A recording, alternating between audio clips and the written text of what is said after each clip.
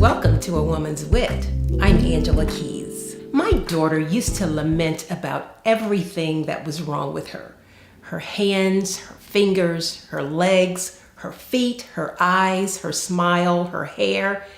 In her mind, she only had one redeeming quality, and that was her eyebrows. Now, I must admit that she and her sister have some pretty awesome eyebrows, which they inherited from their father. But my point is that out of all the things she had going on, only one thing was right, at least in her mind. So I would point out all of her good features and qualities. She was beautiful, talented, funny, witty, smart, loyal, athletic.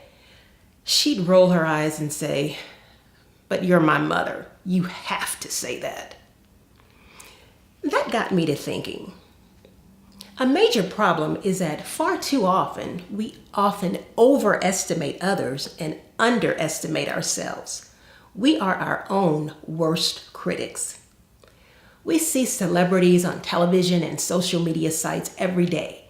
Their faces are flawless, hair on point, their bodies are perfect 2 weeks after having a baby.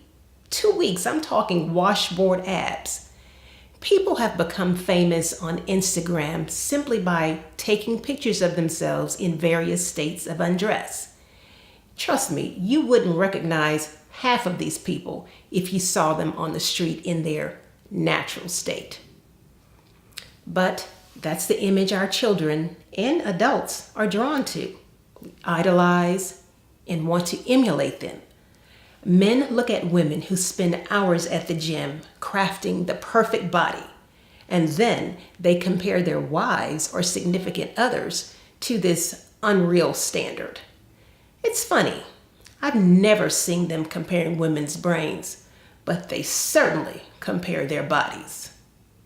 Oh, and ladies, we love to idolize the storybook marriages and relationships we see portrayed on the internet and TV. Everyone, including me, loves the love displayed between President and Mrs. Obama. But having been married for a good little while to a pretty successful businessman myself, I know firsthand how difficult it can be to have a spouse who is driven to succeed.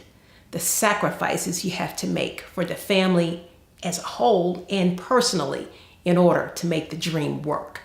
We look at all of these people from the outside and often, like my daughter, bemoan the fact that our lives are woefully inadequate, that we'll never measure up. Listen, the world can be quite harsh, and sadly, we will encounter those who will criticize us unjustly. But when we add our own negative self-critiques, we just make the situation worse.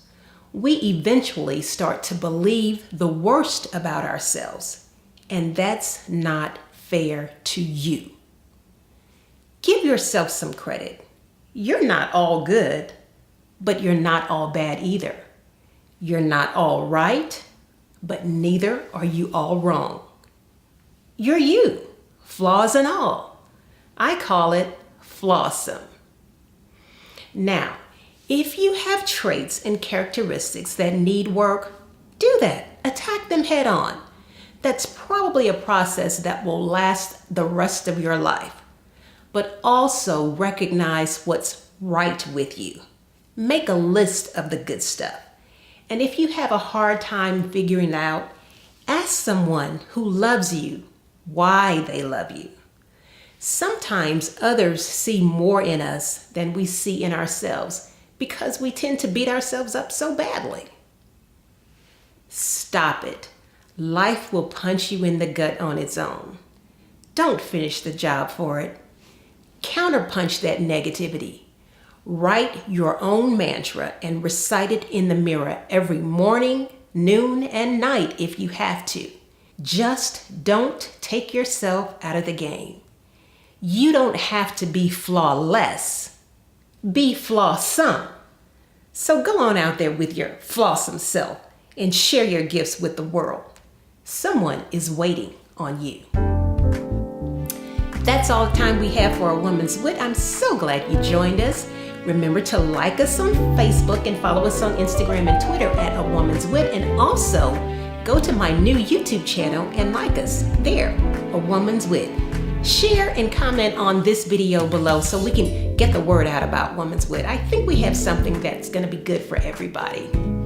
I'm Angela Keys, and until the next time, be good to yourself.